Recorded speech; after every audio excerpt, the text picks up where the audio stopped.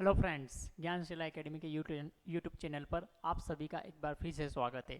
आप सभी जानते हैं हम एमपीपीएससी और अन्य पीसीएस के न्यू सिलेबस के अकॉर्डिंग एक नई सीरीज लेकर चल रहे हैं, जिसमें मैं आपके साथ जियोग्राफी पढ़ा रहा हूँ।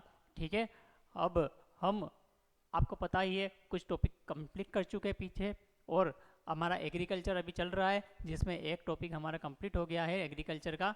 हम उसके भाग 2 में एग्रीकल्चर की आगे की कंडीशन पढ़ेंगे। ठीक है, हमने जैसे कि एग्रीकल्चर को प्रभावित करने वाले कारक पढ़ लिए थे। ठीक है, अब हम पढ़ने वाले हैं भारत में प्रमुख कृषि प्रदेश कौन कौन से हैं, प्रमुख कृषि जलवायु प्रदेश कौन कौन से हैं।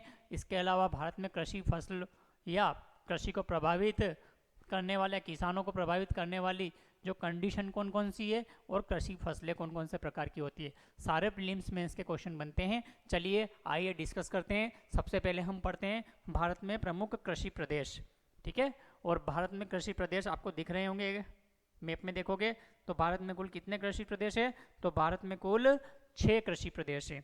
कितने कृषि प्रदेश हैं? 6 कृषि प्रदेश हैं। ठीक है, मैं कृषि जलवायु प्रदेश की बात नहीं कर रहा हूँ, मैं कृषि प्रदेश की बात कर रहा हूँ। और भारत में कितने? 6 कृषि प्रदेश हैं। अच्छे से याद रखना है, एग्जाम पीसीएस में भी क्वेश्चन आए हुए हैं प्रीलिम्स में, और मेंस में भी भारत में कृषि प्रदेशों की संख्या कितनी है? 6। और ये मेंस में 6 का वर्णन करने को पूछा गया। ठीक है, तो आपको ध्यान रखना है 6 कौन कौन से कृषि प्रदेश है। तो आपने भारत के भौतिक प्रदेश जो पढ़े थे उसी पर डिपेंडेंट कृषि प्रदेश भी है। भौतिक प्रदेशों में हमने सबसे पहले पर्वतीय प्रदेश पढ़ा था। तो इस पर्वतीय प्रदेश में जो कृषि क्षेत्र है उसको हम बोलते हैं पर्वतीय या बागानी कृषि प्रदेश। क्या बोला जाता है उसको? हम पर्वतीय या बागानी कृषि प्रदेश। सीधे से याद रखना है। ये क्यों फेमस है? यहाँ पर पर्वतीय फसलों या पर्वतीय कृषि की जाती है, जिसमें सीढ़ीदार कृषि मुख्य रूप से फेमस है। कौन सी कृषि फेमस है? आपके सीढ़ीदार कृषि फेमस है। आपके एग्जाम में क्वेश्चन पूछा गया, सीढ़ीदार कृषि भारत के किन क्षेत्रों में की जाती है? तो पर्वतीय क्षेत्रों में। ठीक है, इसमें मुख्य रूप से आपके आलू, और जहाँ कुछ पानी भरा रहता है वहाँ थोड़ी बहुत चावल और अन्य सब्जियों वगैरह की कृषि की जाती है। ठीक है, अच्छे से ध्यान रखना है। और आप पढ़ोगे आलू अनुसंधान केंद्र आपके शिमला के कहाँ पर स्थित है? सामान्यतः शिमला, या कभी कभी डिटेल में पूछ ले तो कुफरी में। क्यों कुफरी में स्थित है? शिमला आप देखोगे पर्वतीय हिमालय क्षेत्र में स्थित है, और हिमालय क्षेत्र में कौन सी कृषि की जा रही है? पर्वतीय कृषि की जा रही है, जिसमें सीढ़ीदार प्रमुख कृषि है, उसमें आलू की खेती प्रमुख रूप से होती है। तो वहीं कुफरी में आलू अनुसंधान केंद्र बनाया गया है। ठीक है, और किसी भी आपके जब एमपीपीएस या अन्य पीसीएस किस में पूछता है तो जिसके आगे कुफरी लगा हुआ हो तो समझ जाना वो आलू की किस्म है, क्योंकि कुफरी में ही आलू अनुसंधान केंद्र। अच्छे से याद रख सकते हो आप। ठीक है, तो आपके किस्में बहुत सारी पूछी जाती है एग्जाम में, तो ये ध्यान रखना है। सीढ़ीदार कृषि। दूसरी बागानी कृषि, और बागानी कृषि में देखोगे आप तो चाय बागान भी मिलते हैं दार्जिलिंग वाले क्षेत्र में। तो हिमाचल जम्मू कश्मीर में आपके सेब के बागान मिलते हैं। तो आपके पूर्वोत्तर भारत में अनानास के बागान मिलते हैं। ठीक है, तो ये अनानास, सेब और चाय के बागान पर्वतीय कृषि में ही फेमस है आपके। तो ध्यान रखना है, पर्वतीय कृषि में या पर्वतीय बागानी कृषि मुख्य रूप से हिमालय और पूर्वोत्तर भारत में आ जाता है ये क्षेत्र। ठीक है, दूसरा कृषि प्रदेश ये तो हो गया नंबर 1, 6 पढ़ना है हमको। नंबर 2 देखोगे आप तो आ जाएगा आपका गेहूं, चना, गन्ना कृषि प्रदेश। गेहूं चन्ना हमने भारत के उत्तरी मैदानी क्षेत्र की बात करी थी, तो उसमें पढ़ा था हमने भौतिक प्रदेश में कि उत्तरी मैदान क्षेत्र में जो उच्च मैदान क्षेत्र है वहाँ पर मुख्य रूप से गेहूं और गन्ने की कृषि की जाती है, क्योंकि वहाँ पर प्रतिवर्ष पानी भराव नहीं होता है। वहाँ उस भूमि को हम बांगर भूमि बोल रहे थे, अच्छे से पता होगा आपको। तो वहाँ पर गेहूँ और गन्ना और साथ में नाइट्रोजन स्थिरीकरण के लिए चने की कृषि की जाती है। तो ये दूसरा कृषि प्रदेश कौन सा हो गया अपना? गेहूं, गन्ना, चना कृषि प्रदेश, जो मुख्य रूप से मध्य मैदानी भाग में स्थित है। और कुछ भाग नीचे का आ जाता है, थोड़ा सा मध्य प्रदेश वाला पठारी भाग। तो ये मध्य मैदानी भाग में मुख्य रूप से कौन सी कृषि की जाती है आपके?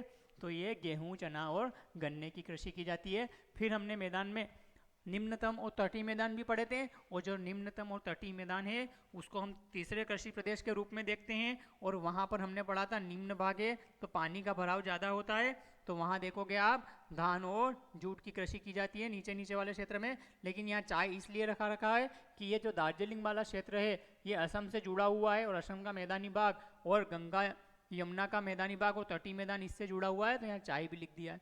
तो ध्यान रखना, दार्जिलिंग वाला तो वैसे भी पर्वतीय क्षेत्र में आ जाता है, लेकिन उसका भाग इस भौगोलिक क्षेत्र के हिसाब से देखोगे तो इसमें भी शामिल हो जाता है, इसलिए हम इसको बोलते हैं धान, जूट, चाय कृषि प्रदेश। ये आपके 3 नंबर का कृषि प्रदेश है।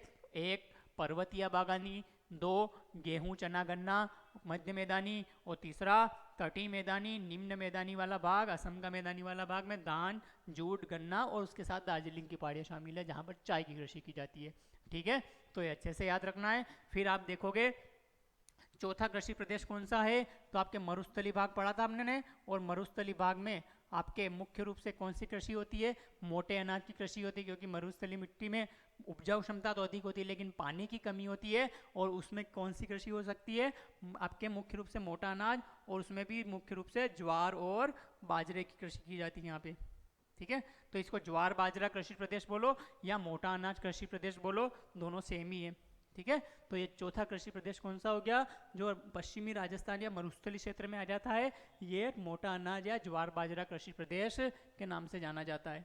ठीक है, तो ये हो गया 4 कृषि प्रदेश हमारे। इसके बाद आपके 5वां कृषि प्रदेश कौन सा है, तो आप पढ़ोगे कपास तिलहन कृषि प्रदेश, और कपास तिलहन कृषि प्रदेश को हम 5वें कृषि प्रदेश के रूप में जानते हैं।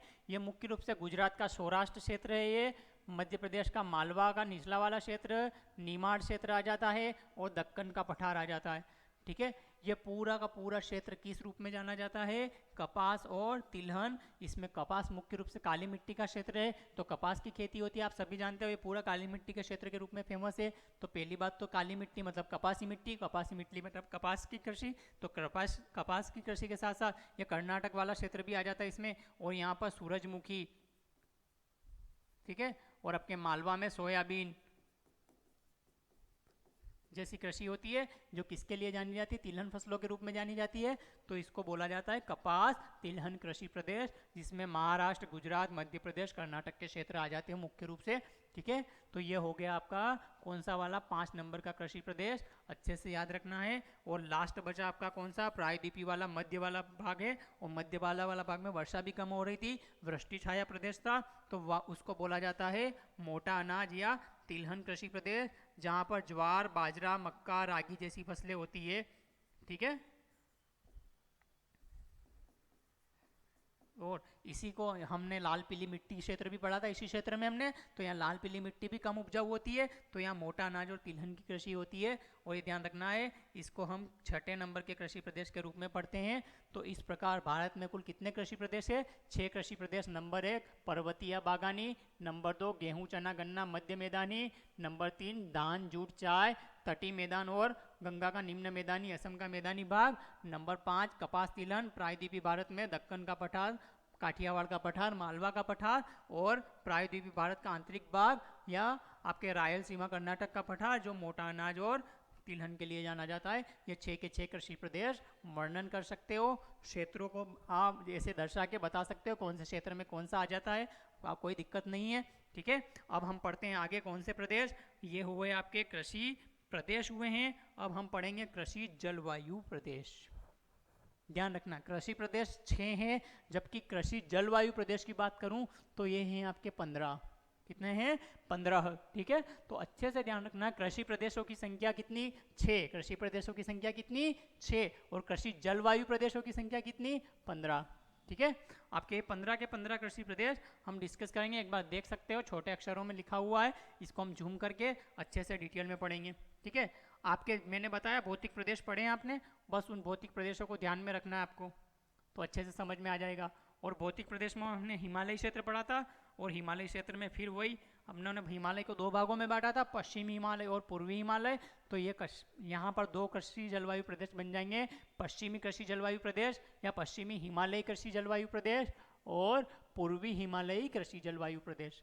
ठीक है, दोनों की अलग अलग विशेषताएं, यहाँ सेब के बागान, ठीक है, आपके इसके अलावा बादाम, ठीक है, अखरोट जैसे बागान देखने को मिलेंगे, जबकि इधर जो अनानास के बागान मिलेंगे आपको, ये ऐसे कुछ हमने विशेषताएं पढ़ी थी, चाय बागान मिलेंगे, तो एक खास बात है यहाँ की। तो पश्चिमी हिमालयी कृषि प्रदेश और पूर्वी हिमालयी कृषि प्रदेश नंबर ये जलवायु वाले प्रदेशों की बात कर रहा हूँ, तो पश्चिम हिमालयी जलवायु कृषि प्रदेश, ठीक है, इतना जरूर याद रखना है, कृषि प्रदेश। केवल कृषि प्रदेश 6, जबकि कृषि जलवायु प्रदेश कितने, 15 है। नंबर 1 हो गया पश्चिमी, नंबर 2 हो गया पूर्वी हिमालय कृषि प्रदेश, ठीक है, यहाँ से अच्छे से ध्यान रखना है। फिर हम पढ़ेंगे आगे, गंगा का मैदान पढ़ा था, और गंगा के मैदान में अपनों ने अलग अलग भाग पढ़े थे। तो उसी में जब से ऊपरी मैदान जो सतलुज गंगा का मिक्सिंग मैदान था, उसको ट्रांस गंगा मैदान बोला जाता है, और इसको हम तीसरे मैदान के रूप, तीसरे कृषि जलवायु प्रदेश के रूप में पढ़ते हैं, ठीक है। इसके बाद जो गंगा का मैदान होता है वो ऊपरी गंगा का मैदान कहलाता है, तो इसको ऊपरी गंगा कृषि जलवायु प्रदेश के नाम से जाना जाता है। फिर ये मुख्य रूप से उत्तर प्रदेश, हरियाणा आपके में फैला हुआ है, कुछ हरियाणा का भाग आ जाता है इसमें। फिर एक मध्य गंगा का मैदान आता जाता है, जिसमें उत्तर प्रदेश और बिहार दोनों आ जाते हैं, ठीक है। तो ये ऊपरी गंगा 4 हो गया, मध्य गंगा कितना हो गया, 5 हो गया, और एक निम्न गंगा का मैदान पढ़ा था हमने, जिसमें मुख्य रूप से असम और पश्चिम बंगाल का भाग आ जाता है, ठीक है। इसको 6 कृषि जलवायु प्रदेश के रूप में पढ़ रहे हैं। तो जो गंगा का मैदानी भाग भौतिक प्रदेश में पढ़ा था, उसमें कितने कृषि जलवायु प्रदेश आ जाते हैं, 1 2 3 4, हिमालय में 2 और मैदानी क्षेत्र में 4 आ जाते हैं। इस प्रकार हमारे 6 कृषि जलवायु प्रदेश कंप्लीट हो जाते हैं। इनकी सबकी अलग अलग विशेषता मैं पढ़ा चुका हूँ। ये निम्न है तो यहाँ जूट और धान की कृषि होती है, यहाँ पर थोड़ा सा ऊंचा है तो धान जूट के साथ गेहूं वगैरह की भी कृषि, ये और ऊंचा है तो यहाँ पर गेहूं धान की कृषि, ये उससे भी ऊंचा है तो यहाँ गेहूं की सबसे ज़्यादा कृषि देखने को मिलती है, ठीक है। और इधर बासमती वाला चावल वाला क्षेत्र आ जाता है सतलुज के मैदान में। तो ये ध्यान रखना है, अलग अलग फसलों के लिए भी प्रसिद्ध है ये, ठीक है। और अपने उच्च मैदानी भाग को बांगर पढ़ रहे थे, निम्न मैदानी भाग को हम खादर पढ़ रहे थे।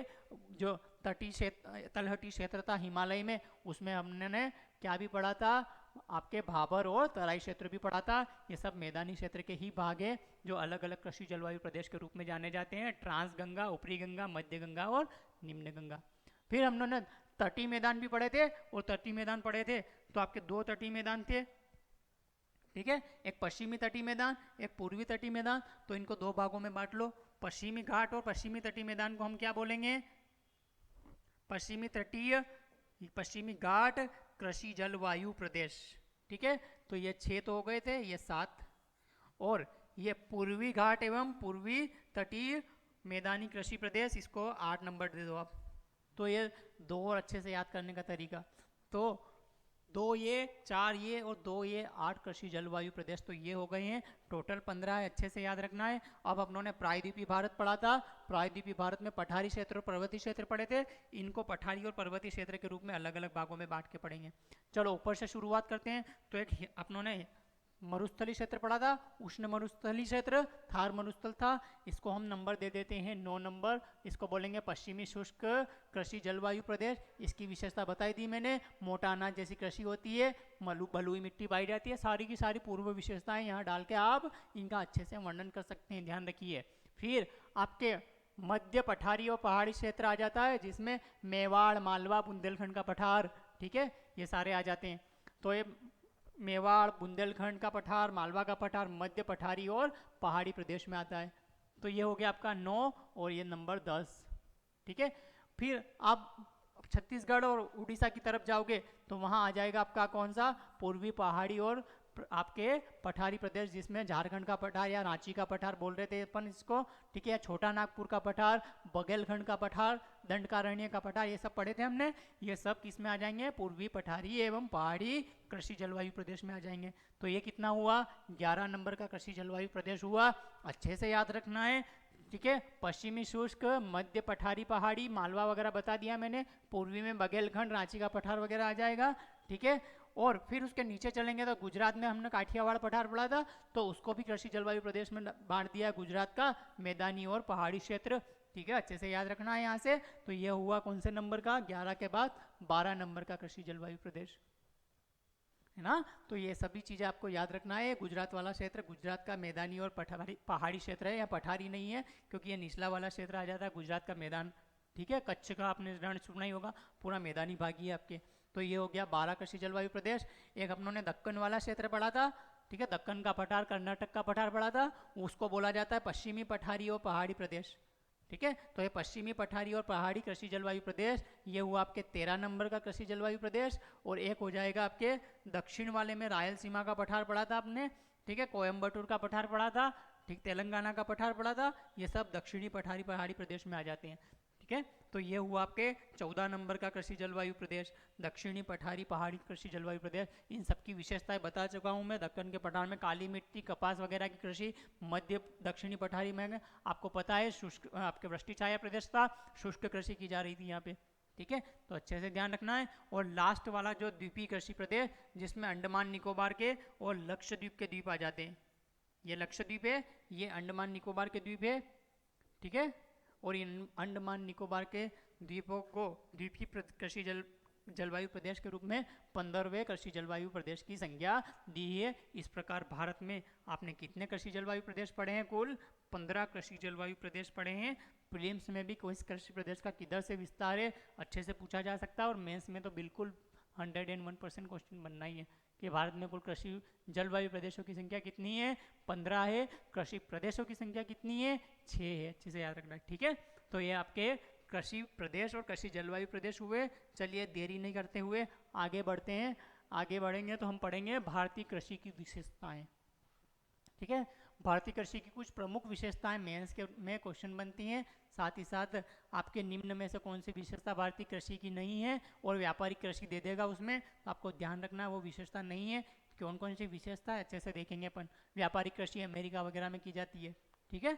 तो ऐसे आपके पूछा जा चुका है एग्जाम में क्वेश्चन, आगे भी पूछने की संभावना है। यूपीएससी के फेवरेट चैप्टर है यहाँ से, ठीक है। तो चलिए भारतीय कृषि की विशेषताएं क्या क्या है। जो भारतीय कृषि की विशेषता हम किसानों की विशेषता के माध्यम से देखेंगे। सबसे पहले हो जाएगी जीवन निर्वाह कृषि। जीवन निर्वाह कृषि मतलब भारत के लोग मस्त मोला है। मस्त मोला मतलब जितना आज है ठीक है, कल का कल देखेंगे। जीवन निर्वाह कृषि की जाती है कि अपने पास 10 बीघा खेत है, कोई मतलब नहीं, अपना काम 1 बीघा में हो रहा है, 1 हेक्टेयर में हो रहा है, ठीक है। उस 1 हेक्टेयर में जितनी कृषि हो रही है वो अपने हिसाब से पूर्ति कर लेता है। और इस प्रकार देखोगे आप तो वर्तमान में भी भारत की 49% जनसंख्या इस पर ही निर्भर है, कृषि पर ही निर्भर है।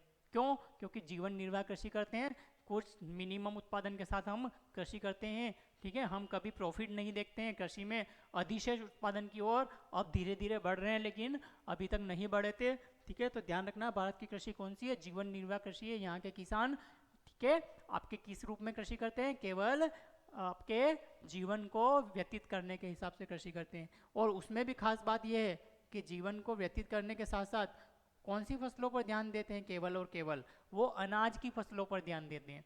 दलहन और तिलहन की फसलों को क्या कर देते हैं? नज़रअंदाज कर देते हैं। इसलिए देखते हो आप कि भारत में दलहन और तिलहन की फसलों में उच्च मुद्रास्फीति अर्थात महंगाई देखने को मिलती है। उच्च मुद्रास्फीति को हम सामान्य शब्दों में क्या बोलते हैं? महंगाई। आपके हमेशा दलहन और तिलहन के भाव, तेल और दालों के भाव बहुत ज़्यादा रहते हैं, जबकि अनाज वाली फसलों के भाव बहुत कम रहते हैं। कारण क्या है? ज़्यादातर लगभग 75% किसान जो है कौन सी फसलें बोते हैं? केवल अनाज वाली। उसमें भी 2 ही मुख्य फसलें हैं, चावल और गेहूं। इन्हीं फसलों पर ध्यान दिया जाता है। और ये भी पूछा गया एग्जाम में क्वेश्चन, मध्य प्रदेश सहित भारत की खाद्यान्न फसल कौन सी है मुख्य रूप से? तो भारत की मुख्य रूप से खाद्यान्न फसल बहुत सारे सोचते होंगे गेहूं होगा, लेकिन गेहूं नहीं है। चावल भारत की मुख्य खाद्यान्न फसल है, आपको ध्यान रखना है। और मध्य प्रदेश की मुख्य खाद्यान्न फसल कौन सी है? कमेंट सेक्शन में मुझे बताइएगा, ध्यान रखना है। ये अनाज फसलें बोते हैं। साथ ही साथ 49% जनसंख्या अभी भी निर्भर है। और किस रूप में कृषि कर रहे हैं अपन? जीवन निर्वाह के लिए, केवल जीवन व्यतीत हो जाए काफ़ी, अपने को ज़्यादा नहीं चाहिए, ठीक है, लालच नहीं करते हैं। फिर आपके मानसून पर निर्भरता। मानसून पर निर्भरता, आज भी भारत के 90% जो किसान हैं, ठीक है, वो सीधे रूप से मानसून पर निर्भर है। अगर मानसून अच्छा रहता है तो भारत की कृषि बहुत अच्छी मानी जाती है, और किसी साल अगर मानसून बिगड़ा तो भारत की पूरी कृषि चौपट हो जाती है, और भारत में कुछ न कुछ नए राजनीतिक उठापटक देखी जाती है। कभी अकाल की स्थिति बनती है, तो कभी खाद्यान्न सरकारों को मुफ्त में या सब्सिडी के रूप में देना पड़ता है। कारण क्या रहता है? भारत के किसान किस पर निर्भर है? मानसून पर। मानसून अच्छा रहता है, अर्थात अगर आपके जैसे आपने सोयाबीन फसल बोई है, चार बार पानी की ज़रूरत थी, अगर 2 बार ही पानी गिरा और तीसरी बार नहीं गिरा तो फसल खत्म हो जाती है। क्यों? हम मानसून पर ही निर्भर है। हमने कुएं, ट्यूबवेल, तालाब वगैरह नहीं बनाए इतने, तो हम पानी को संचित भी नहीं कर पाते हैं और कृत्रिम सिंचाई भी उपलब्ध नहीं करा पाते हैं। तो ये ज़्यादातर निर्भरता उन्हीं पर है आज भी। तो मानसून, इसीलिए भारतीय कृषि को क्या कहा गया है? मानसून का जुआ कहा गया है। एग्जाम में क्वेश्चन पूछा गया है मेंस में यूपीएससी ने कि भारतीय कृषि को मानसून का जुआ क्यों कहते हैं। तो आप अच्छे से बता सकते हो कि हम किस पर निर्भर है पूरी तरह से, मुख्य रूप से मानसून पर, तो इसलिए इसको मानसून का जुआ कहा गया। साथ ही साथ इसी कारण निर्भरता अधिक है, इसलिए हम अपने यहाँ पर मानसून पर निर्भरता कारण ग्रामीण बेरोजगारी दिखाई देती है। क्यों? जब मानसून आता है तो गांव वगैरह की जितनी भी जनसंख्या है वो सब खेतों में लग जाती है, लेकिन जैसे ही मानसून खत्म हुआ वो जितने भी लोग खेतों में लगे हुए थे, कार्य कर रहे थे, वो सारे के सारे वापस क्या हो जाते हैं? बेरोजगार हो जाते हैं। ठीक है। और इस ग्रामीण बेरोजगारी के भी अलग अलग प्रकार है, जैसे मौसमी बेरोजगारी, विशेष मौसम में सब काम करते हैं, बाकी गर्मी के दिनों में पेड़ों की छांव के नीचे नींद निकालते हैं। साथ ही साथ प्रच्छन्न बेरोजगारी भी ग्रामीण बेरोजगारी का ही प्रकार है, जिसमें पता चला है खेत में 4 लोगों की जरूरत थी लेकिन वहाँ 10 लोग काम कर रहे हैं।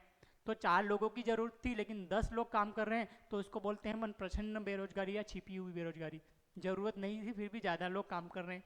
ठीक है। तो ये मानसून पर निर्भरता अगला तो आपके पॉइंट हो गया। फिर मृदा अपरदन।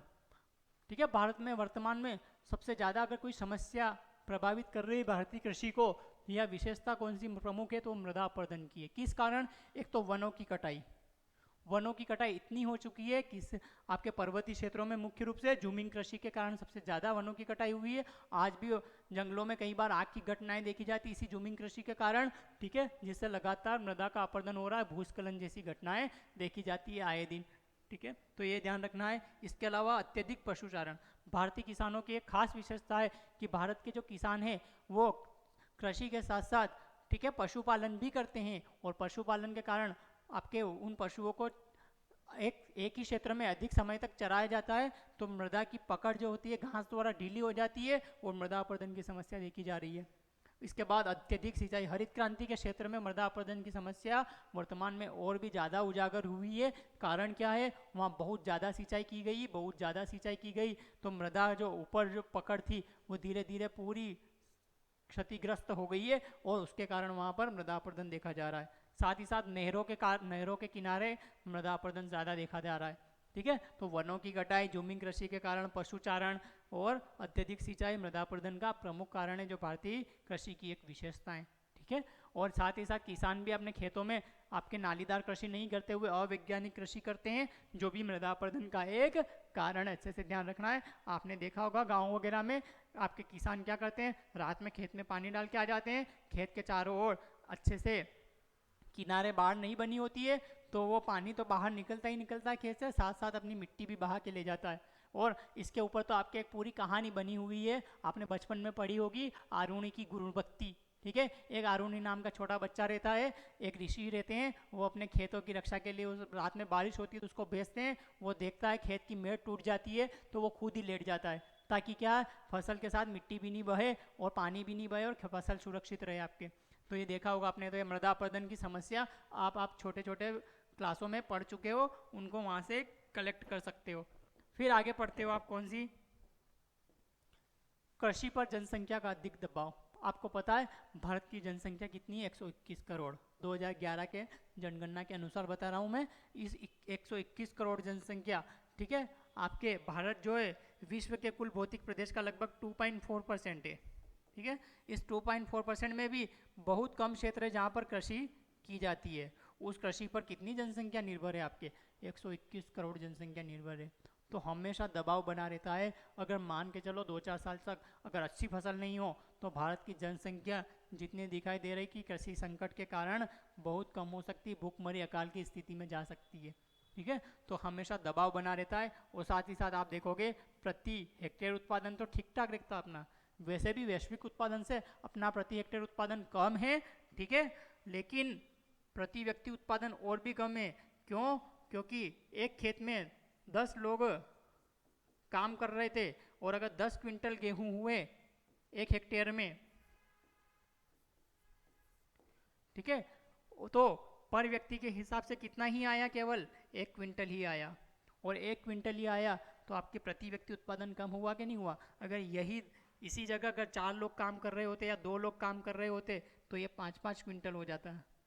ठीक है, तो मतलब आप कह सकते हो प्रति हेक्टेयर उत्पादन तो 10 क्विंटल था अपना, लेकिन प्रति व्यक्ति उत्पादन कितना हो गया? ज़्यादा जनसंख्या काम करने के कारण आपके 1 क्विंटल हो गया। अर्थात इसको बोलते हैं हम गहन कृषि, मतलब ज़रूरत कम लेकिन कृषि में जनसंख्या संलग्न अधिक है। और हम पढ़ चुके हैं लगभग 49% जनसंख्या संलग्न है अभी वर्तमान में।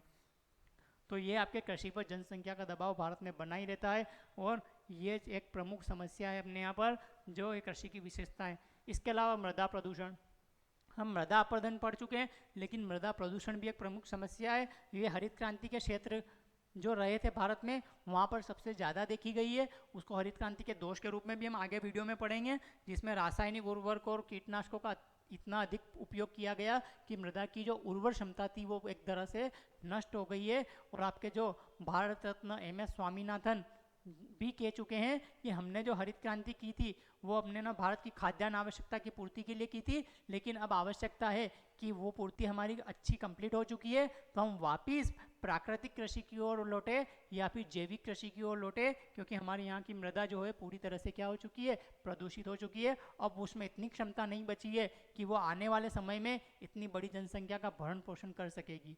हमने इतने कीटनाशकों और उर्वरकों का प्रयोग कर लिया है। और साथ ही साथ एक आपके जालंधर यूनिवर्सिटी है पंजाब में, उसने एक रिसर्च में पाया भी है, ठीक है, कि अगर इस साल खेत में प्रति हेक्टेयर 10 क्विंटल उत्पादन गेहूं का हुआ है, ठीक है, और मैंने अगर एक 50 किलो का आपके NPK डाला है, तो अगले साल अगर मुझे इतना ही 10 क्विंटल उत्पादन चाहिए तो उसके लिए मुझे 50 किलो नहीं, अगले साल मुझे 70 किलो NPK की ज़रूरत होगी। मतलब आपके प्रति वर्ष NPK की मात्रा क्या होती जा रही है? उर्वरक और कीटनाशकों की मात्रा बढ़ती जा रही है।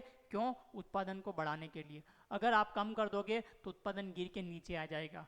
ठीक है, और ये किसने पता लगाया? जालंधर यूनिवर्सिटी के रिसर्चर ने पता लगाया। ठीक है, ध्यान रखना है। तो मृदा प्रदूषण भी भारत में एक प्रमुख समस्या के रूप में उभरा है, जो भारतीय कृषि की एक विशेषता है।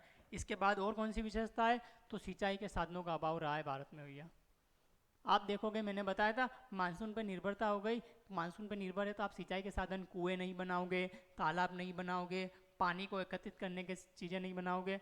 आपके एक भारत में एक अच्छी कहावत है कि भारत में विश्व की अच्छी बारिश होती है लगभग परसेंटेज में देखो, लेकिन भारत के पास जल प्रबंधन की कोई नीति नहीं है, जल प्रबंधन के पर्याप्त साधन नहीं है, इसलिए जितनी बारिश होती है उसका 90% जल वापस सागरों में चला जाता है बहकर। हम उसको संचित नहीं कर पाते, और जब हम उनको संचित ही नहीं कर पाते तो भारत में जैसे जैसे गर्मी आती है फिर भारत में जल संकट की समस्या उभरने लगती है। भारत के बड़े बड़े शहर वर्तमान में डे जीरो मतलब भूमिगत जल क्या हो चुका है? वहाँ खत्म होने की स्थिति में है। अभी बेंगलुरु में कंडीशन देख ही रहे होंगे, महाराष्ट्र के अनेक शहरों की, संभाजी नगर की कंडीशन ऐसी है। ठीक है, आप ध्यान रखना है। तो ये क्यों है? सिंचाई साधनों का हमने विकास नहीं किया, इसके अलावा हमने मोटर पंप वगैरह भी नहीं उपयोग करना चाहा, और इस तरह से हम मानसून पर निर्भरता के कारण बारानी कृषि ही करते रहे हैं। और आज हमारे यहाँ समस्या के रूप में यह देखा जा रहा है कि अगर हमारे पास सिंचाई साधन, तालाब, कुएँ, ट्यूबवेल और सब चीज़ अच्छे से होती है, डैम, छोटे छोटे डैम अच्छे होते हैं,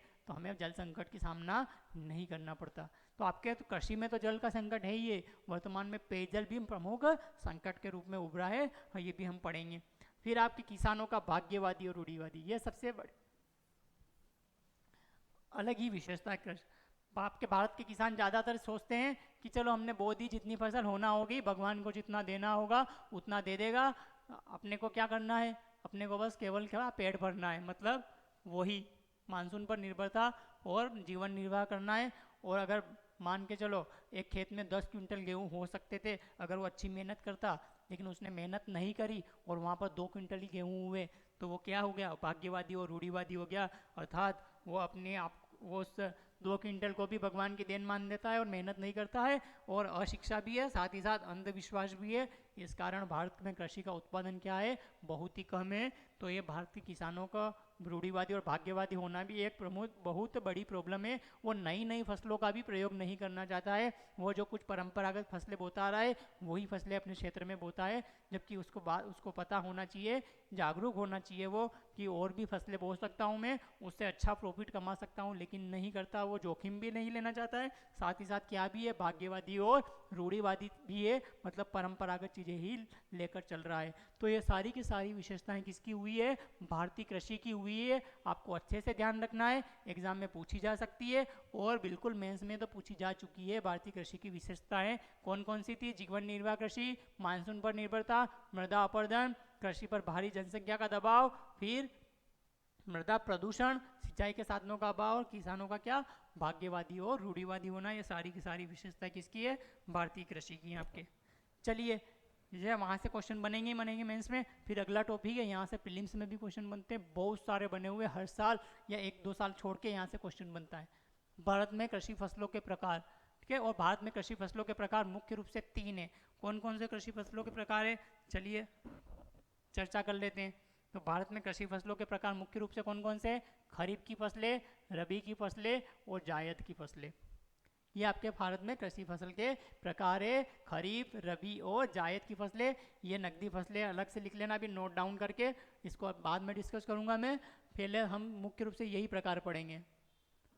खरीफ की फसलें किनको बोला जाता है, जो वर्षा ऋतु में बोई जाती है। रबी की फसलें किनको बोला जाता है, जो शीत ऋतु में बोई जाती है। और जायद की फसलें किसको बोला जाता है, जो ग्रीष्म ऋतु में बोई जाती है। ये सीधे सीधे क्वेश्चन, बिल्कुल सिंपल मैं बोल रहा हूँ, आपको लगेगा ये तो क्या याद करने की चीज़ नहीं है, हमको वैसे ही पता है, लेकिन एग्जाम में आप गड़बड़ कर लेते हो थोड़ा सा पढ़ने के खातिर, ठीक है।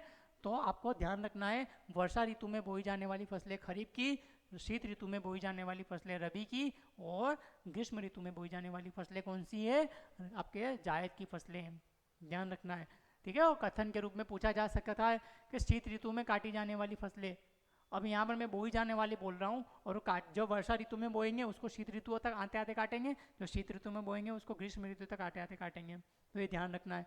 अभी देखो, बुआई कब होती है वर्षा वाली फसलों की, पता है मानसून कब आता है, मैंने बता दिया था, जून जुलाई में आता है। और जब जून जुलाई में मानसून आता है तो उसी समय हम क्या करेंगे, फसलों की बुआई भी करेंगे।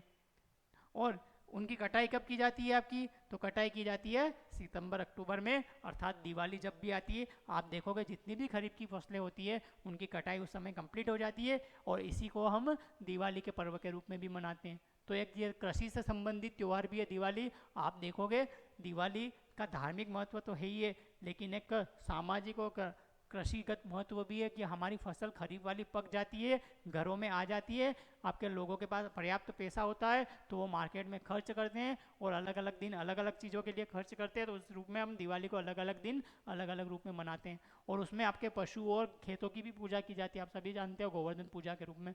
तो ध्यान रखना है। तो जून जुलाई में बोई जाती है, सितंबर अक्टूबर में काटी जाती है। कौन कौन सी फसलें हैं आपके एग्जाम में बहुत ज़्यादा पूछा गया है, धान, बाजरा, मक्का, ज्वार, सोयाबीन, मूंग, उड़द, गन्ना, कपास, तंबाकू, जूट, तिल, मूंगफली, रागी और लोबिया। 101% अच्छे से फसलें याद कर लेना। पूछ लेगा एग्जाम में कौन सी खरीफ की फसल है या कौन सी नहीं है, अगर याद होगी तो आसानी से कर पाओगे, नहीं होगी तो गड़बड़ करके आ जाओगे और फिर बोलोगे अगर रिवीजन कर लेते तो अच्छा होता।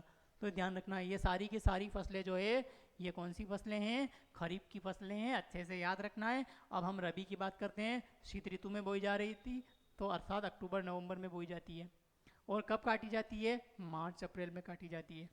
तो अक्टूबर नवंबर में बोई जाती है और मार्च अप्रैल में ये काटी जाती है। कौन कौन सी फसलें इसमें, मुख्य रूप से गेहूँ, चना, सरसों, मटर, आलू, सौंफ, जीरा, मेथी, धनिया, कलौंजी, अलसी, ऐसी प्रमुख फसलें हैं जो रबी या शीत ऋतु में बोई जाती है। तो गेहूँ, चना, सरसों, मटर, आलू, सौंफ, जीरा, मेथी, धनिया, कलौंजी और अलसी अच्छे से याद रखना। इसके अलावा और भी फसलें, मेरे पास इतने ही शब्द थे अभी जो मैंने आपको साथ डिस्कस किए हैं, आप और भी फसलें यहाँ से लिख सकते हो, फिलहाल तो इतनी याद रखना ही है आपको। फिर आपके ग्रीष्म ऋतु वाली फसलें अप्रैल मई में बोई जाती है, और जून जुलाई तक आते आते मानसून से पहले क्या कर दी जाती है, हटा दी जाती है, काट दी जाती है। और इसमें आपके मुख्य रूप से कौन, तरबूज, खरबूज, ककड़ी, खीरा, हरी सब्जियाँ बोई जाती है। ठीक है। और अभी इन्हीं का आप गर्मी में सेवन करते हो, आप सभी को पता है। तो जब गर्मी में इनका सेवन कर रहे हो तो अच्छे से याद रख सकते हो कौन सी फसलें, जायद फसलें या ग्रीष्म ऋतु में बोई जाने वाली फसलें, ठीक है। तो अच्छे से ध्यान रखना है। फिर आपके एक नोट डाउन करके अलग से बताया बहुत सारे इस फसलों के प्रकार में, इसको भी इन्हीं के साथ शामिल कर लेते हैं। लेकिन ये मुख्य 3 प्रकार है आपके। एक वर्तमान में नया प्रकार उभर कर आया है जिसको हम क्या बोलते हैं, नकदी फसलें। मैंने बोला भारत के किसान जीवन निर्वाह कृषि करते थे, अधिशेष उत्पादन पर ध्यान नहीं देते थे, और अब उधर की ओर ध्यान दे रहे हैं। तो कुछ ऐसी फसलें बोने लगे जिनसे हमें क्या नगद या कैश प्राप्त होता हो, ठीक है, पैसे प्राप्त होते हैं सीधे, या जिनका उत्पादन व्यावसायिक उद्देश्य के लिए किया जाता है, उसको हम कौन सी फसल बोलते हैं, नगदी फसल बोलते हैं, ठीक है। इसमें कौन कौन सी, चाय, कॉफ़ी, जूट, कपास, गन्ना, तंबाकू, सोयाबीन, ये सारी की सारी मुख्य रूप से कौन सी फसलें में और भी आएगी, लेकिन इतना तो याद रखना ही है आपको।